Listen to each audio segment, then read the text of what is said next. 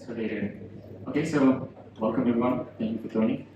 Today we're going to try to elucidate find product market fit within the crypto realm. And for that, today I have Marko that is joining me, as well as Alexia. So yeah, I think we will just do a small round and introduce ourselves, give a bit of background about ourselves. I think it's a good starter. So ladies first. Thank you. So hi everyone, my name is Alexia. I started working in the crypto industry back in 2016. I first joined as a side protocol. It's a self-sovereign entity, so the idea of giving back data sovereignty to whoever it belongs to. Stayed there for a few years, worked with a few side producer-oriented projects. Joined the Tezos ecosystem back in 2019. Tezos is a French one, it's in French. Worked there for a few years, then joined a DeFi protocol, and now I'm DevRels at a company called Lim. See it from short there. And basically what we do is very similar to Tor, so the Tor network. So we decentralized, incentivized, mixed it. That's it, basically. So I'm Marko, I'm coming from Croatia. I'm the marketing group at Li.Fi. Their favorite DEX aggregator. Anytime you need to swap some tokens into some other token on another chain, visit us. You're going to get the best routes. I've been in marketing for the past 8 years, since 2020, working in the industry since 2017, losing money, and trying to make it all back in one trade, basically. Thank you, Marko. Marko also just mentioned that he wants at least 5 kids because he needs to open up a blockchain sweatshop. So that's also a fun fact about it. So I'm David. I'm going to be moderating the panel. I research a lot about blockchains, mostly in my free time because I still work in Web3 space for a big consulting company. And so let's dive into the topic. I think before we dive into it, it would be good to clarify our focus. So we're not going to arguments in favor or against crypto as a whole, or why it has product market fit or any inherent value. We'll also not discuss the different blockchains and the trade-offs that they are making, but we're really going to focus on the protocol layer, the apps that are built on it, Web3 startups, and how they can navigate to find product market fit. So I think to kick things off, it would be a good place to just define what is product market fit and why is it crucial. I'd actually be curious to hear from the audience. I think we have a few PMF experts right here. What does the audience think about PMF? The iPhone, best example of product market fit ever. But like, what's your understanding of PMF? And also specifically perhaps into like the crypto context. Okay, I don't know how it relates to the crypto context, but I'd say I would say PMF is you make a product you don't need to incentivize.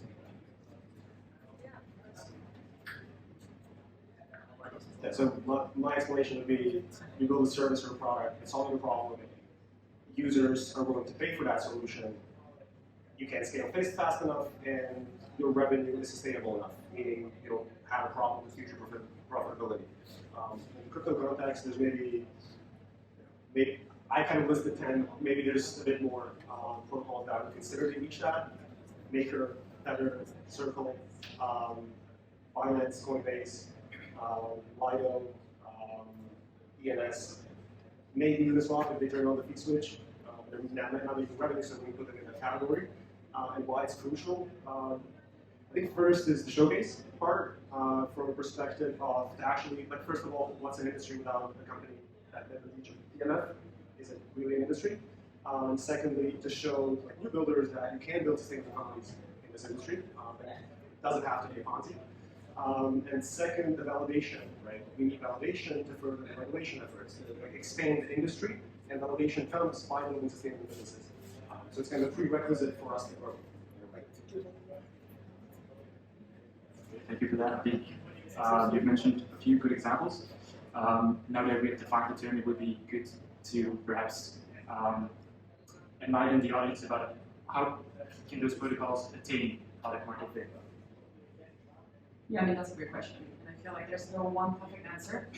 And having worked in the industry for a while, Web3, non-Web3, in different like growth roles, there are frameworks that exist, but there's not one answer because, of course, like you always have external factors, you have the competition. What's very inherent to Web3, something that we see a lot, is that obviously, and we all know it, the industry evolves at a very fast pace. You have things, for example, vampire attacks that exist that are not something that you can find in Web2. The fact that the industry is also, like most of the code is open source, facilitates the emergence of competitors that you have to keep an eye on constantly. And what's really important, I feel like, to achieve PMF and Web3 or keep like your PMF edge is to find the right incentives for your users, your developers, and your entire ecosystem. Because very often in Web3 you don't talk about just like users, you talk about like an entire ecosystem because the nature of your stakeholders is going to be really different. So yeah, I mean, it is quite fascinating to see the emergence of different like projects that have reached PMF in Web3 much more than Web2. Yeah, so from my perspective, it should be fairly simple. Should be. Have a hypothesis, test out the hypothesis, and the only way to test the hypothesis probably is to get a monetary response to it. Meaning, you can do a survey and ask people, would this be useful, or would you use it if they're not paying for it? That's not valuable. But if you test it out in a way, you have a hypothesis, you know, specific user base, and you actually find out, hey, 30% of these people are willing to pay for the solution, you have a good hypothesis to continue building on, and you can validate it that you're building towards it. And if you don't, ditch it fast and find something else as a new solution that you can actually charge. Without it, you're never getting into the PMF. Like you can have a cool product, you can have even a product that people will pay for, but it doesn't mean it's going to be sustainable financially because someone can come in and do it better, cheaper, whatever. Yeah, actually, it's, I mean, just to jump in what you just said, the only framework that's not in PMF is one that's called the Sean Ennis test. I don't know if you've seen it, which is basically one question. So I started bringing up that like questionnaire or form to their users, which is basically how sad would you be if you cannot use like our products? And if more than 3% of the answers like really sad, then it means that you've potentially achieved PMF, which is very much. So yeah, pretty straightforward. Yeah, I think you mentioned a very interesting point is really the iterative process, where you perhaps launch an MVP, but then you gather user feedback, and you also the distinction between acquiring PMF, but also retaining it. The fact that, like you said, crypto evolves so fast, that's perhaps a difference that you have between Web2 and Web3. It's even more challenging for Web3 to remain competitive as everything is open source and fork it. So that's a really important point. And I think a good example of that was Coinbase. Most people, that's also an example that you have mentioned, the product market fit. But Brian Armstrong said that in the beginning it was just a Bitcoin wallet, right? So you can think about like creating a text or whatever. They just had a Bitcoin wallet and then he gathered user feedback. What did the user want? They just wanted to buy Bitcoin. So they said, oh, we want to buy this in there. And that's how the Coinbase story began. It's not perhaps you with all your great ideas. You start with a small product, gather user feedback, and then go from there. So that is a really important point, in my opinion, and also compared to what to. Community engagement is really, really important. So you really should engage your community from the start with a great narrative, in my opinion. Yeah, sure. On what you just said, if some of you guys are interested in PMF and marketing Web3, there was a great book that just went out a few months ago, 2 months ago, by Amanda Cassatt. Maybe you've read it, I don't know. She's the lady who basically put up Ethereum in the market. She used to be Consensus head of marketing, and she wrote a whole like book with all the theories and all the frameworks that she used to put up like the market. So it's pretty interesting to me. Coinbase is a good example because first of all, it exists in 2012. And a couple of points on your question where they did all of it. So first of all is like what fits today doesn't have to be a fit tomorrow. They iterated a lot to get to a product that people are super willing to use. Second of all, our industry is poised with regulatory uncertainty, meaning new laws can basically put you out of business tomorrow. They swam through that super successfully, and now came to a point that they can actually show teeth to the regulators and say, no, you're actually wrong, we're going to sue you, and we don't agree with your, we're not going to back off. We're big enough now, we're big enough lawyers to actually fight you on this because you're wrong. That's going to be the byproduct of reaching PMF and actually having people pay for it. And then what you, like, a continuation to what you said, figuring out how do you build a moat. Like, how do you build a moat when you reached it in a permissionless world, where I can fork you, where I can vampire attack you, like, what is it that helps you build a moat? And you said it well, it's community. So the auxiliary things you build next to your protocol, the vibe, the storyline, everything, why would I go, to you instead of your competitor if you're offering the same rates, if you're offering the same whatever it might be. it's not just the tech, it's not just the product. So kind of figuring out what is extra that you can build for your users or clients or whatever, help reach that. You come from the community, I would say. So that's a very valid point. So perhaps to one of the next key points that we would like to address is, can you, for example, show the crucial key points of a certain protocol that has found that product market fit, and what are the lessons that we can learn from their journey? Thinking of Coinbase again, coming back to that, UX is great, and I just thought about it because Uniswap is another that I would say has clear product market fit for me. You have like thousands of dexes, but that is really the one that prevails. So those two have great user experience. That is undeniable. So that is also something that I think is really important. Just very easy to use protocol, so that everybody can use it and can have mass adoption, let's say. And then, depending on the protocol, of course, you have something as network effects. For Uniswap, it's quite clear that the more users you have, the more swap fees you have, the more you're incentivized to provide liquidity, and that's a virtuous flywheel. So that is something that's very, very important for DeFi protocols, is really to have that liquidity, to be able to offer the best quotes, the best rates, etc. So that is another point that I would mention, is really those network effects. The brand is also very strong, and that's also the same now for Coinbase. If somebody advises another friend of which exchange shall I use? Very easy to use. Might not have the best fees, but very easy to use, and it's reliable. Same for Uniswap, it's reliable. So extra points. That's the fees are actually the information of product market fit, because exactly what you said. Yes, the fees are not great, but the product is so great that I'm willing to pay for those fees, and I'm replacing that payment with feeling of security, comfort, ease of use, access, whatever it might be. So, Alexia, do you have any other example in mind where you can also? The things like my vision of PMF is more like I always take a high perspective of like why does PMF have this specific vertical. So if you look at, because we were discussing like earlier DeFi, like why did DeFi have straight PMF, and why is it easier as a Web3 protocols which PMF when you're in DeFi rather than I don't know when you're in privacy. Well, not ugly for privacy, no, because it's certainly the SSI or anything else. It's like from an evolutionary perspective, we first had Bitcoin, which was peer-to-peer, cash, and it solved the problem of like trading value in the digital world. And when Ethereum which came with the EVM, solving the issue of like what can we do with blockchains and etc. And so it makes sense that Li.Fi would be the first vertical to achieve natural PMF, and all the subsequent protocols that we'll see with Uniswap, etc. Doing that like really naturally. We had later the NFT vertical, which came about with all the crazy projects, and I feel like they solved a different pain point, which was belonging, which like if you think about Maslow, it makes sense because you want to belong to a community and you're on the topic of community, which is super important in Web3 as well. And you also have the possibility to trade a different type of value and belong to a community at the same time. So it does make sense, and I feel like if you look at PMF in Web3 with that perspective in mind, then you can kind of not necessarily predict exactly what's going to happen, but you can understand the market in a very different way and not just like randomly around it. Does that make sense? Sure. You want to add something to that or jump in? Well, not add, just a couple of other examples, like stablecoins and stablecoin issuers. Huge product market fit. It allowed the industry to grow. Like before, we actually had to be either in Bitcoin or the other asset, right? So what was the middle ground? There was no safety in a way. So they solved a clear problem and they're making a lot of money. Lido completely changed what capital efficiency means for ETH, basically. Huge product market fit.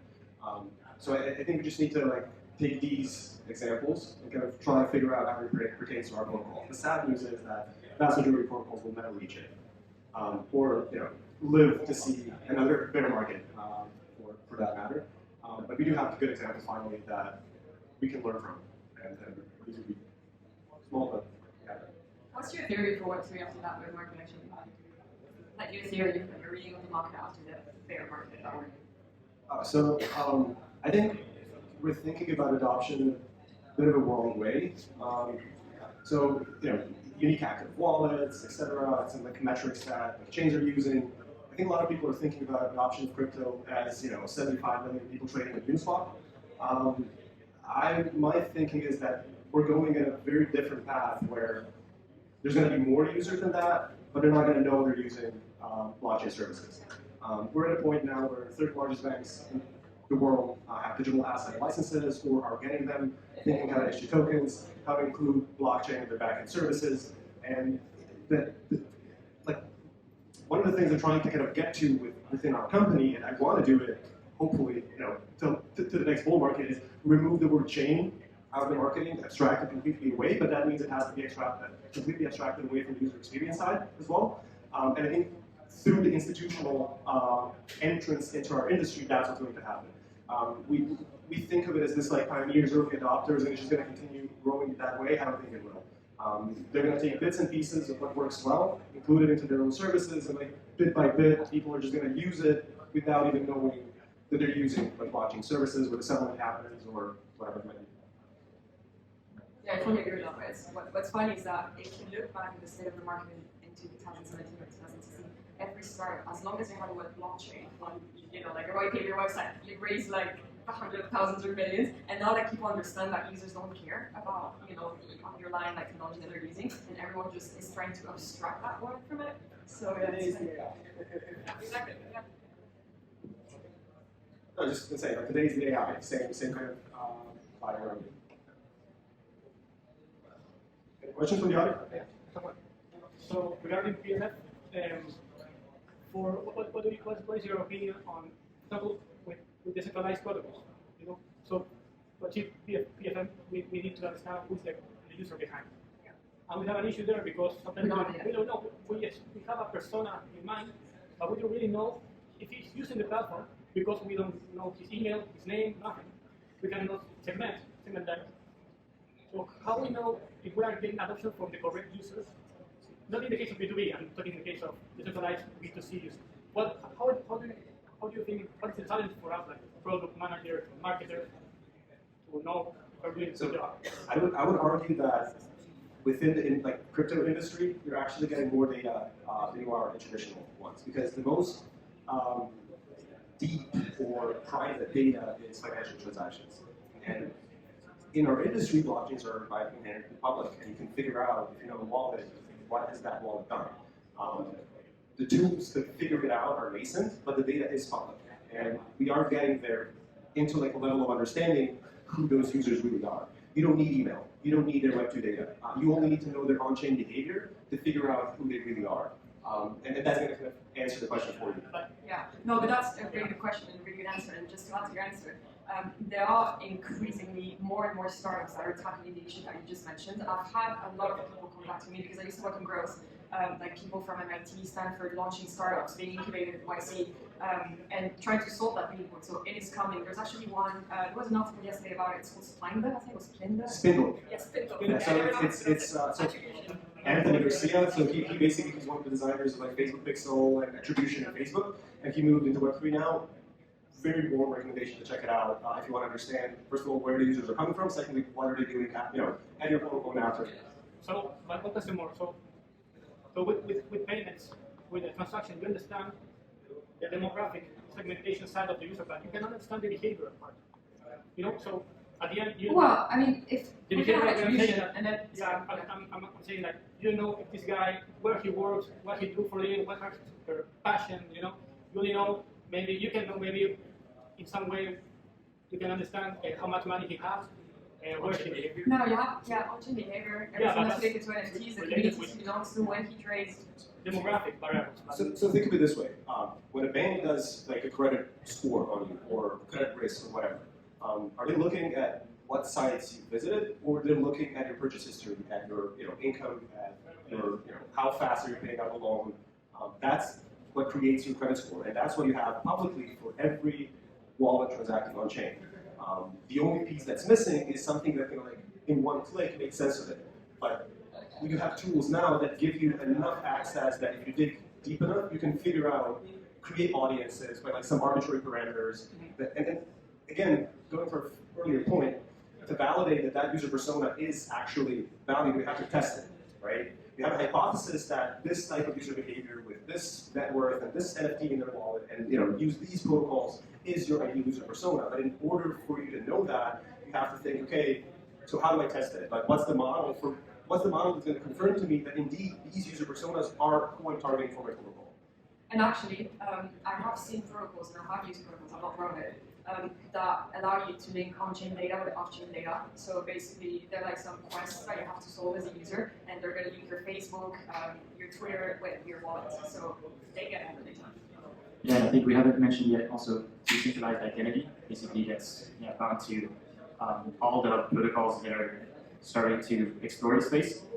For example, Ethereum attestation service, which I think is a very promising way to approach the decentralized identity problem. And basically, if you take all this together, like Marko mentioned, I think you have more data than you have in like traditional industries. So from that side, it's also very good. Any other questions? Yeah, I've got two things about the market. So, like, we finally achieved product market fit eventually, but I don't think the two of you are in the same market, right? I mean, you're different users, different protocols. So, is market Web3? Is market decentralized technology? Is market crypto? What do you define that? Yeah, no, it's a good question, and I think this is something that they defined at the beginning. We were not talking market level, but more like DApp level, and like PMF applied to like DApps generally. So it's a great question, and of course, like it's so dependent on the market and like the users that you're gonna have that. Indeed, what's your market? That's also what I wanted to include in the beginning. But yeah. So just second to that, are there sources out there like we have for Web0 or Web2 in some cases where you can actually go and find surveys, send surveys out to users? Because I'm sensing a lot of these survey data is actually a small bias group within the people who already joined your Discord, or already on your Twitter, or trying to compete and get a token or something. So is there a source within quote-unquote industry where you can say, I would like data, I would like to be able to send a questionnaire to 10,000 people who are Web3 users of this age group of this socioeconomic background? Does that exist? Yeah, it's getting built up. It's getting built. Okay. Cool, thank you. Again, like a continuation is, it's still not a confirmation for the protocol. Like if they're not paying money, if they're not actually spending for the service you're offering, like a lot of times someone's gonna stop you in the street. You're gonna, you want to vote for this or change this? Yeah, cool. But would I put money on it? Nah, not so sure. I think like it's a human psychology thing. Like I imagine something I like, but I'm, when it comes to the point of monetary transaction, I'm not sure if I'm gonna pay for it. Yeah, so a good question. We've been talking a lot about sort of product market fit for end users, consumers. But what about something like a SDK, like a new tool set that you want to convince developers to adopt to, develop product for their needs? Is there like a different approach that you guys take, or is it just the same principles and you just fund it? So from that perspective, we actually have a really good example. Tenderly, I don't know if you've used it. So it's a team from Serbia. They built an exquisite tool that every developer that uses. I'm not a dev. I can only speak what my devs tell me about it. They can't live without it. There's no price big enough to pay for it, and it's a completely developer-oriented tool. It's solving a very big pain point for them, and the companies are super willing to pay for it. So if you solve that, then it doesn't matter what the product is, right? Or who it's oriented to. If you have a product that's solving a problem and you're making revenue out of it, it's kind of there. Just as a follow-up, because like we develop a lot of great technology, and we also have a lot of great ideas on how these technology can be used. So is it wrong to sort of start at the point, oh, this would be really cool for this, and then push that forward? Because you mentioned about solving people's problems, right? Is this just incompatible way about thinking about product, or is there like an in-between, like these perspectives? I don't know if I'm going to answer like exactly what you meant, but I'm from Galaxy, right? And like the first problem we're solving is allowing us to like communicate with the community in a different way, create some incentivization. But I think like your product market fit lies in the data that you have. Like for example, normally in Web2, every UI you go to, there's ads, right? And these ads are shown through different data models that have Google, Facebook, whatever you're drawing data from. A company like yours should have good enough data sets to provide very specific targeted ads on the crypto UIs. It's going to happen. It is the future. Front run that. That's a BMF. That's something you can charge because the companies are willing to pay for it. Like I'm willing to pay to get new user acquisition models basically through that, for example. That's a great point. I appreciate it. But my question was for you. How do you bring a technology to market? Like we already have the technology, but we have some ideas on how it will be used. How to achieve PMF, but you don't know whether you have it. You're gonna need to put your product to market to test it, and then iterate on it. And that's the whole point of PMF. Is like it's not an end goal. It's more of an iterative process. And that's exactly why you're gonna need the data sets to test and iterate, and like create your growth loops and go from there. This was a slow hit because I need that, so push that. I'll load it down already, so. Any other questions? Yeah, this is a meta question. I listen to you, and I look online at apps, and I feel like I'm in the twilight zone because everything is an app that's about doing something with a blockchain. It's an app for DeFi, it's an app for NFTs, it's an app for a DAO that helps people manage the blockchain, it's an app for providing services to store things in the blockchain, or it's we hear, it's an app for helping people build development environments for developing apps on the blockchain. I use the internet all day long. I use a lot of services and software, and they are not things about goofing around with the blockchain, or it's as if the internet only had apps for doing traceroute, or DNS lookups, or configuring routers.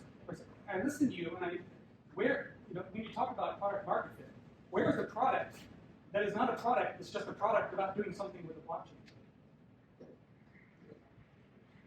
Bitcoin, or any other, at least remittance, is that what it's called? We send money into I'm talking about all the other things we do with software and services. We're talking about exchanging coins or goofing around with the network. But to me, it's like, you don't need a blockchain for everything. A blockchain doesn't solve all your problems. That is the first thing that I would say. It's not like, okay, we need the blockchain for that. So that is the first thing. Blockchains are really like trust systems. That's what they provide at their, at their fundamental level is trust systems. All the category of all the products that you mentioned, these are categories that are apps which have something to do with blockchain. Yeah. And I hope you understand my question. How is that? Where is the focus on Web3 app, which isn't about just bringing people on board to doing things with the blockchain? You use the internet all day with your software. That Yeah. means you trust the current internet.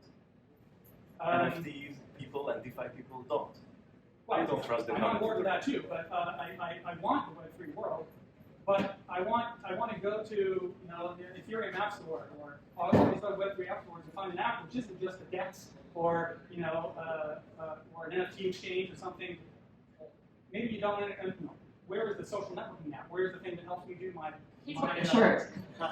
where is the thing But that's the market that decides that as well. Like she mentions, finance is the very first thing that pops up. But that's just the market that chooses that. Like now we're seeing a lot of casino stuff happening, meme coins and things. Those are just what the people make of it. You can have like decentralized social media applications. You have plenty of those. They don't have that many traction just because the market isn't choosing to really flock toward that at the moment. But you have plenty of like other apps outside of like decentralized finance. Those are the most prominent at the moment, but that can change in a blip.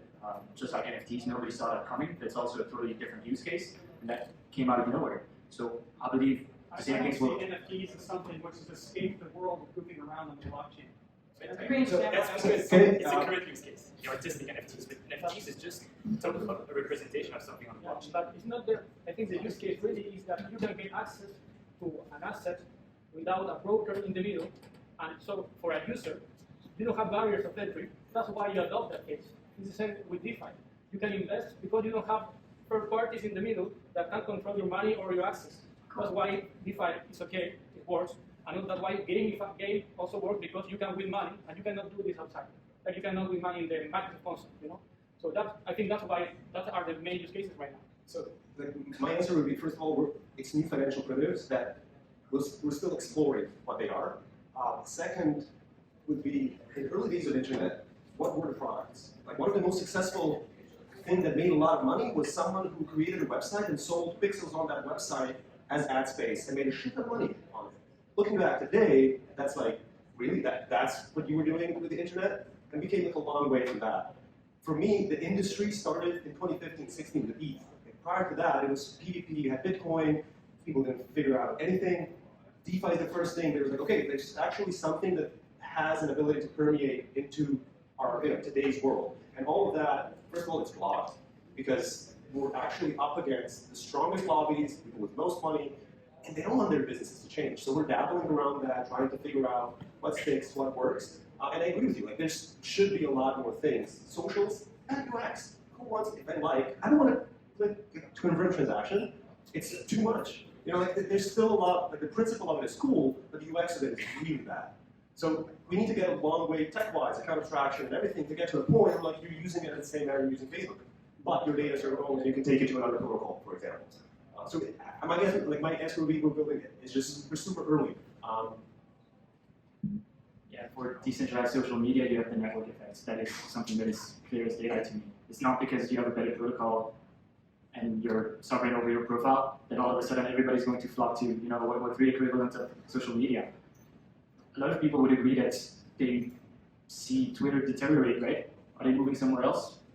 No, why? Because of the network effects. So those are also, yeah, some things that are at play for sure, and why not all the users are switching. It's not that easy.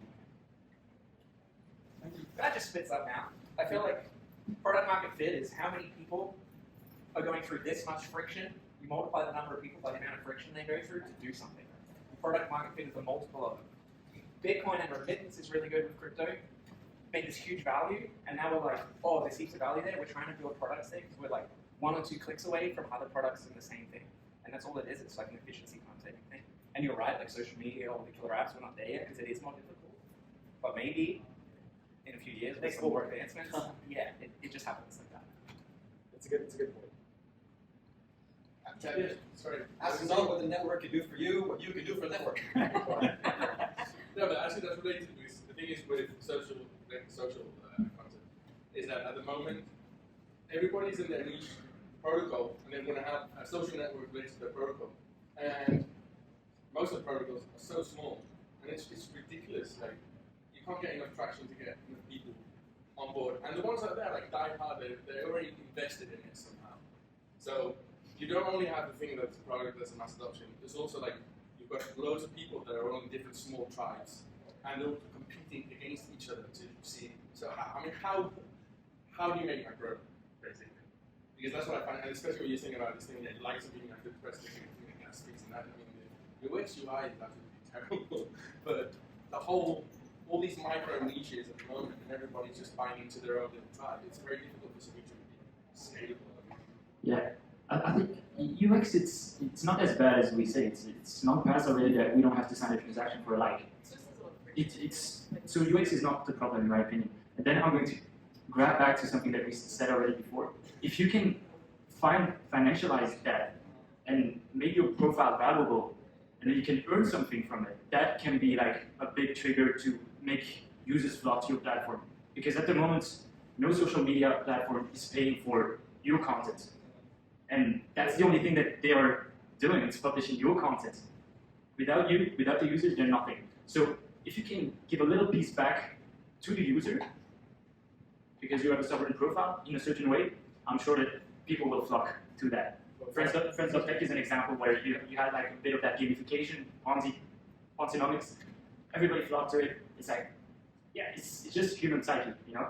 If you build it on Solana, you build it on Near, how do you get people to flock? Well, especially I know from Near, but like... If you have financial rewards linked to it, that is a big incentive in my opinion. That's what I've noticed. You still need to get people into space first, and then you need to get them to go to the social. Like. Yes, and now we're discussing 2 different things. Because you can have like a lot of different reasons to go on chain, right? We saw that with NFTs. So all those people that come on chain, they don't necessarily need to come for that particular use case, but once they're there, the gap is way smaller to just onboard on a new protocol. So it's not the job of just one particular app to make the next billion users on board on the blockchain. It's like, for me, it's like, yeah, teamwork of all different protocols. My short answer would be just cleansing. Low barrier of entry. Everybody's going to try it. You're not going to be able to sustain yourself for 2, 3, 4 years. When we get out of it, there's going to be protocols that figure it out, that manage to attract more users. Like, you're right, but currently, if we're completely honest, there's maybe, if we exclude airdrop hunters, bots, whatever, 15,000 people using all of the chains and doing stuff on chain. It's really difficult to presume, you know, from this point, how to grow. But like, that happens in every cycle. Something new is going to come up, new people are going to come in. Yeah, can I add something on the marketing there? I think his question was, how do you get people to ecosystems that are not busy enough yet to get to the thing? I think basically invest in paid content marketing. So there's something out there like fishing rod, paid advertising realm, so that people that are like into that stuff can find you better. Because you're gonna have to pay Google AdWords. You're gonna have to. Who does Google AdWords for looking for a crypto investment, no? Or game, whatever. So I think paid marketing content is the only way that you can actually say, I'm gonna actually drive people to my own fucking shit. There's no one there already. You can't rely on somebody to get people into your party. You need to go and talk about your party. But yeah, This sounds like a huge Ponzi scheme. My hot take would be just launch as an L2. It's gonna be a lot easier. why in the first time you will create a social network in Web3? What is the benefit right now for creators to doing that? No, but real benefit, like it's 10 times more cheaper. No, it is a business model. Oh, I can do some content. Yeah, you know. I think that's the thing. That's why I will spend a ton of marketing to just capture a single target of people that is only in Web3. Why would I risk my business to start there? Unless my users are targeted to be traders, you know, this kind of people. It's something like that, no? You're what? You know, I don't need a token for that. If I want to pay to my users, I can do it in Web2 as well. Go try another one, like referral programs or whatever. So I think that there are narratives or use cases that fit better right now in Web3 than other ones. Yeah. We're not arguing against that. Yeah. I mean, not at all. Like, trust me, there's a bunch of projects which I believe have nothing to do with Web3. So completely agree with you. I mean, I think if we're talking about, you know, socials on Web3, the thing that you could argue for is like leverage like privacy-oriented technologies, because that makes sense. All the rest is probably bullshit. But on your point, I didn't quite get your question actually. I'm not sure. Like, was it like how do you drive from like a marketing perspective more users into Web3? Well, no, basically, I mean, we're saying about like how, like especially when we're talking about social media, we're saying like how these big companies that are and everything, and how that the Web3 product could kind of take that space, let's say. But the issue at the moment I see mostly is that a lot of products that launch as social media tools are very niche, related to the ecosystem they're building. And within the ecosystems, everybody is just talking to themselves, you know. But I think it's a bit of a chicken and egg problem, right? Because we don't have the mass adoption that we want to have that traction for specific protocols. And so what we have right now is just like tiny tribal communities that, as you say, fight against each other, which is because, like, as he mentioned, we're very early on still. So then wouldn't you maybe suggest that the argument would be fighting for interoperability? Definitely. Yeah, I mean, yeah. So who cares what chain you're using? It just works. Abstract away. Exactly. Abstract away the chains, abstract away the protocols. I feel like we're too early on. Yeah, but the point I'm always trying to make, like my dad, if he's going to use anything, like a mobile app, let's not call it a wallet, it's a mobile app. He doesn't need to know on what chain he has money. He needs to see, oh, I can put money here, I get 7.5%. I can put money here with this risk, I get 5%, and this risk, I get 3.5%. Okay, this is my appetite, I click, I go. Right? In the same manner, when you're doing a Google search, do we need to know that there's some cables under the Atlantic Ocean and how it's powered and what it's done? No, you just do the search, it's done, you get a result. That's the principle we should aim for within the UX. We're getting there, but that tribalism is kind of stopping that. And to my earlier point, the institutions that are already here, they're front running that. They're taking what works, including into their services, and all of a sudden we're just going to use it and be like, oh, this actually works in blockchain? I didn't know. But even like with your shirt lens, right? Like, and you were making the initial point with you know UX UI, and I'm on lens too. Like I love it. I love the team. I know a handful of people on the team. It's still not great when it comes to using it when it comes to UI UX, right? I'm on MetaMask or I'm on Wallet Connect or whatever. I'm on Ethereum, mainnet. First thing I have to do is I have to switch my name, right? So I've got to switch my name. And now, if I haven't registered, that lens has the ability to sign everything for me. Every time I post or send anything, I've got to re-sign, sort of thing. So now, if I decide to do that, now if I want to like have the aptitude to look into, well, what am I giving firms to for them to like sign for me? If I'm going to give them that ability to do so, this becomes a problem. So now when you read contracts, if you have your contracts are just blindly like trusting people, and one could argue like we're already doing that now, right? Which I get, but the point is to your earlier statement of the UI and the UX isn't that bad. I agree in comparison to like 5 years ago. The UI and the UX is fucking milestones forward, absolutely, but it's still shit. But the question is, then, if the UX would be the same as Web 2, or even better, would all the users flock to it? it would perhaps be more likely, depending on how they are. It's not about baiting, but it's about sparking the curiosity as to why they should join it. How I see it, if you don't have a wallet, you're not going to be there. So it's only for people that are already there. You see what I mean? So I think that statement's very correct when Vodafone is coming out and making a new savings habit on board wallet. So in the future, people that don't want Web3, they're going to have it on the phone, aren't they? of course, it's a bit extreme, but I think you get my point. It's like, yeah, very few people will will. have a wallet, so it's not against who has a wallet who doesn't, it's who has a store. So then maybe the content that I was talking about previously, the debate content, it could be like in the educational field, so that not only do we educate like the tribes that already exist that are into Web3, but we can educate people that are like curious but don't really have the confidence to actually get into it. I think that's the key point. We do content that educates people in Web2, like whatever you want to call them, to come and check it out. And then they experience a nice mobile phone, like Vodafone, like built in wallet, so they don't have to go through some kind of process and scale it. Then we can actually massage all this great like core concept of Web3 to them, you know, in a nice content. Yeah, I think we're catering to the people that are already vested in the space, right? And that's fine, and I think that's good.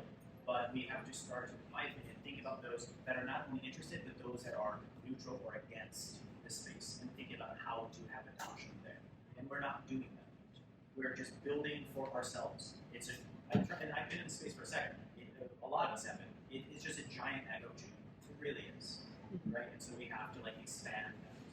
I think everyone that like that knows something about Web3 has been asked by friends that are curious, and no matter how well you explain it to them, some people just can't really grasp it. No matter how much time you give to them on explaining it, it's really frustrating. But then there's some that do. So there's obviously like we can't expect full mass adoption from the total population of the planet because some people you can give them all your time, it just doesn't sink in. So unless we get that UX, so they don't even know, they just press a button and it does what they want. They get into a nightclub from an NFT, then fine. I would also say, I'm sorry, I would also like combat that by saying, I think we're just doing a bad job of it. Yeah, pretty much. That, and also the stigma that we sadly carry around and support is we're in it for the tech. Every new market participant, the normie, not every, at most, thinks about 1000x. And a lot of us that are in the industry for a long time, it's a topic you don't want to talk about. It's like, I don't want to explain that. If you want to learn, go learn. If you have specific questions, ask me. I'm not going to explain shit to you because like I don't want you to come after 6 months and be like, oh, you said this token would be cool. And then I bought it, I lost money. Yeah. I'm not talking anything. I don't really want to consider making money at these events. When we talk about Web3, we need to think about like how are NFTs being used for like tickets? How NFT standards being used for like digitalizing assets, like big assets that are going on chain right now. We see a more big standard between BlackRock and all these big players, banks in Switzerland, like doing data. We see this market getting digged up right now. And I think we need to focus on like, okay, we know there's education missing. There are great educators out there that have taught us to get involved. We're passionate about what we're doing. We've been educated, but I think it's going to be like a really interesting few years when Vodafone implement this like crypto wallet. And those people that don't want to do it, they're going to be forced to use it, and then it'll just be like, oh, okay, like I don't know what this is now. The UX will be good enough, so they won't need to deal with the problems that we've been dealing with, which are fucking scary. It's a Wild West still, and there's still profiles getting cloned in Discord groups, what's that link to new bits. Just be like, oh, I thought it was you, and I clicked the link, and me included, like, I've been like fish in the nose, like, fuck. So it's definitely like the problem is that the confidence. We need to look at things like, even though like Twitter is going for this like verified profile, I think to a certain extent we need this like SSI online ID. We do really need it, even though it can be used for like bad things, disease and tracking and stuff. I think if we can make people have more verified online presence, it's like trustable, you know, Web3 aspect of like verifiable with the right person. We can integrate that into all these ecosystems, and that will give the confidence for that adoption to go smoothly. What's the question? Right. I'll just share my experience. I'll just say that if you want to onboard a shit ton of people around you, I think that's the first thing to do if you care about having new people, is like try to onboard a shit ton of people around close to you. And I'll say like focus on technical people. Like really you'll save yourself a lot of hours of work. They learn a lot faster, and still it's not easy. So that's my tip after trying to involve a lot of people. Otherwise, thank you for the talk, for the panel. Thank you.